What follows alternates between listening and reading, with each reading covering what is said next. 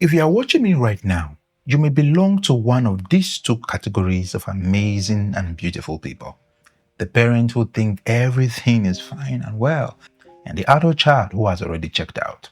Either way, you need to hear this. Your child stopped telling you the truth a long time ago. They have acted and managed your emotions so well, so spectacularly well, and up to the extent that you didn't notice that the train has already left the station. My name is Nosa, and my friends who find that very hard to pronounce can call me Joe, and this is Family Journey Online. We help young parents build homes that their kids love to stay and hate to leave. So let's head home. Silence isn't a phase, it's actually a decision, and your child made it years ago before they left your house. You're watching this because somewhere in your gut, you feel it. Something has definitely shifted. This is not the child you used to know. They still answer your questions. They still pick up your calls. They still show up for the holidays. But they've stopped bringing their personal problems to you. They stop approaching you with real problems. They've stopped calling you to be the first person to know when they break some certain milestones. And they've stopped initiating any personal discussions with you. They actually may be physically in your house right now, but emotionally, they are somewhere else very, very far away. Somewhere else entirely. Somewhere so far away, you really cannot fathom what is really going on with them. You've technically lost them. I want you to do something right now. Think back at the last time your child came to you with something real. I'm not talking about a homework, not them coming to you to ask, oh, dad, mom, what's for dinner? No, not that. Something that actually scared them, something that bothered them, something that kept them up at night. When was that? Honestly, when was that? When was the last time they came to you with something really serious?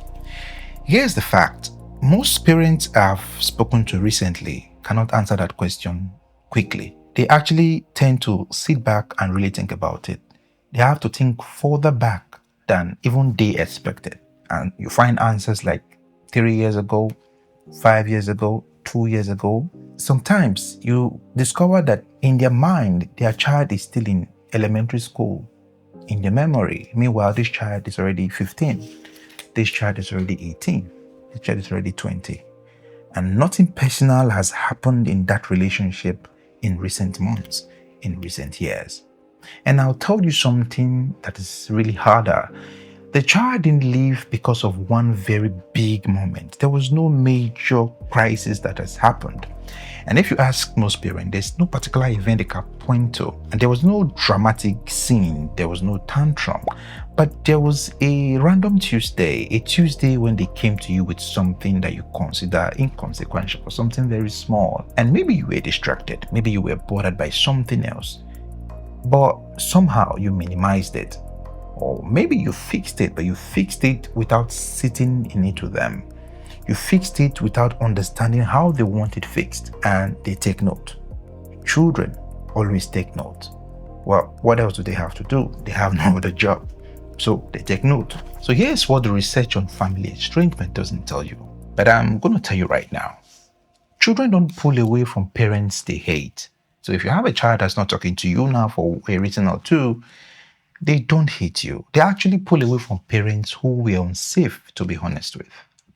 I repeat, parents who were unsafe, to be honest with.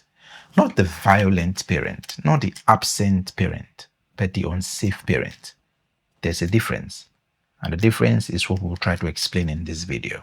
So every time a child brought you something real, something that bothered them, something that has kind of made them not to sleep at night, that you probably do not consider to be important, and you've responded in a way that made them feel judged, you've dismissed their concern, you actually made them feel that they're actually too much, they're bothering you, and they are biting more than they can chew. Quietly, they didn't argue, they didn't yell, they didn't throw tantrums, they just recalibrated. And then they decided subconsciously what they could and couldn't bring to you. And that list got shorter every year because unknowingly you were doing what you were doing. There was a cause, there was an effect, and there was a response. And by the time they are teenagers, that list is almost empty. The page is almost empty, and they've learned to survive your presence. They're in your presence. You feel like you're in control. You feel like you're obedient. You feel like your home is peaceful. But they've learned to enjoy your presence. They've learned to perform your peace. And they know what you love to hear. So they say it so that the room stays calm. And you read that, you interpret that as respect. And some parents actually find that very impressive and they go to town and brag about it. They brag about the peace they have at home, the obedience their children show, the silence, and actually they interpret it as respect, except that it's not respect, it's management.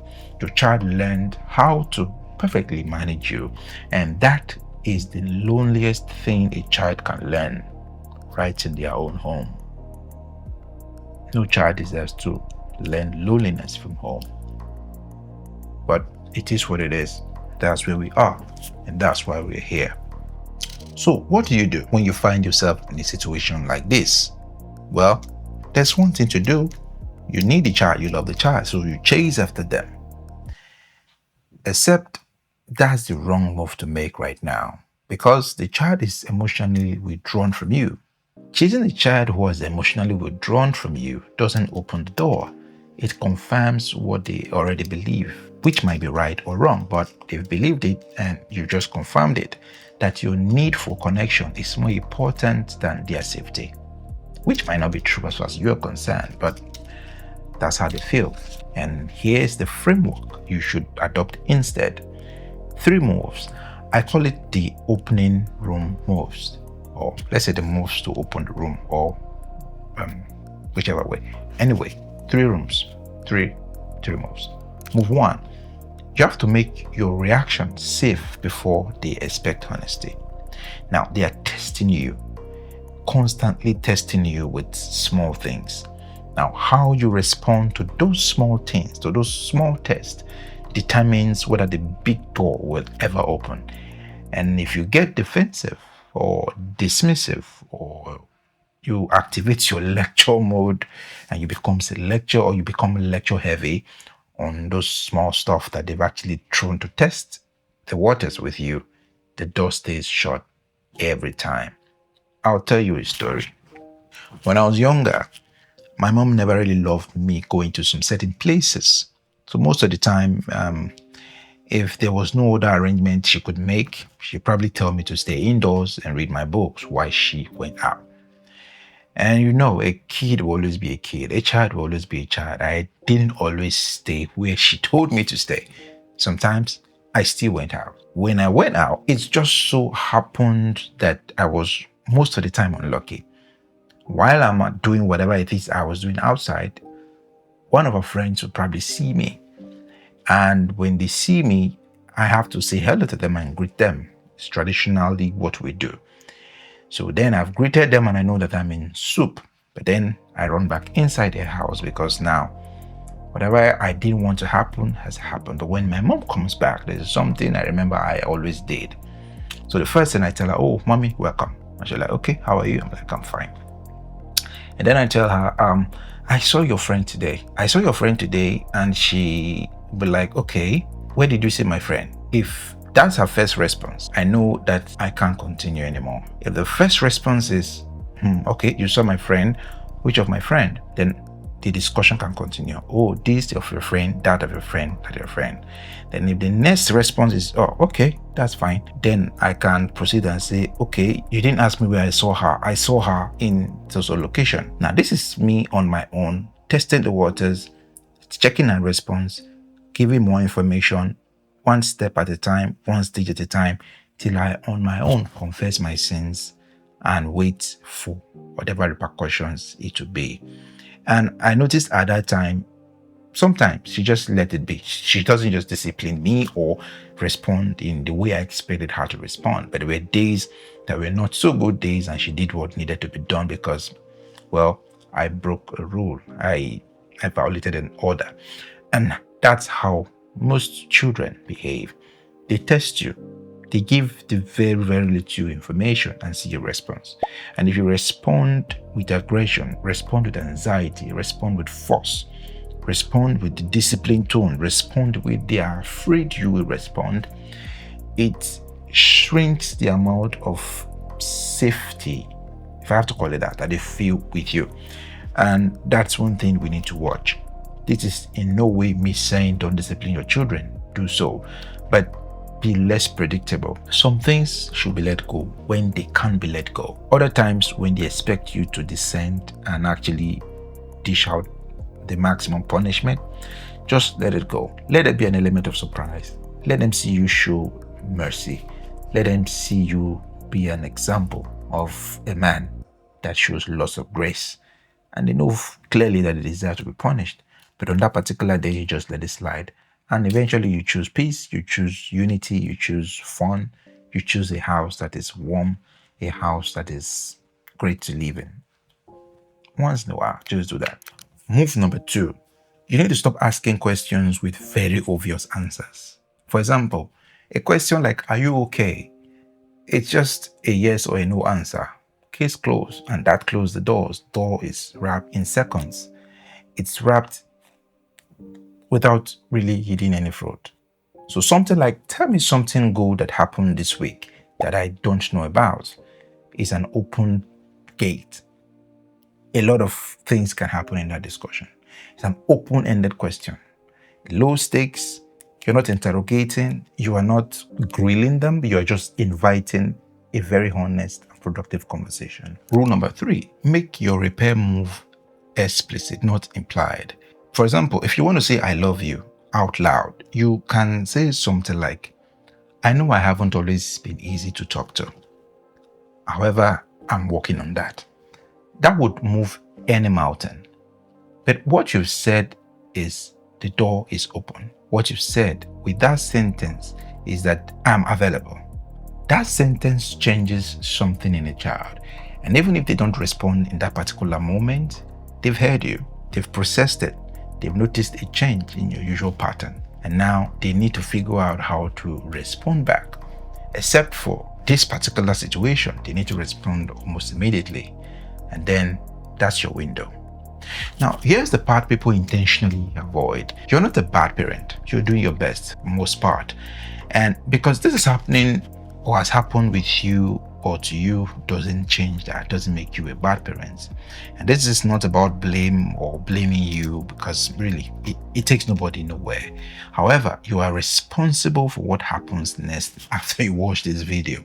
And here's the thing about emotional distance that you must keep at the back of your mind. It's not static. It's either it's closing or it's widening, just like this tape. So right now, while you are watching this, it's actually moving. The question is, in which direction? Is it closing or is it opening? I'm talking about the gap between you and your child. The clock on estrangement doesn't pause while you figure it out.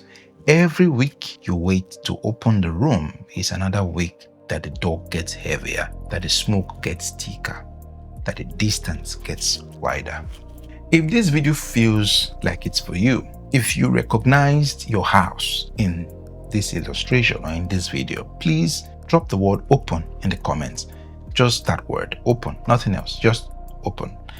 I read every single one of those comments, and if you know a parent who needs to hear this right now, please don't gatekeep. Share it with them. That might be the most important thing you do today. Please help a parent, help build stronger families. And here's the reason why. Strong families don't happen by accident. My name is Nosa. I'll see you in the next video where we are going deeper on what happens when a door has been closed for so long and the child doesn't even remember what opening or what that door opening feels like. See you in the next video.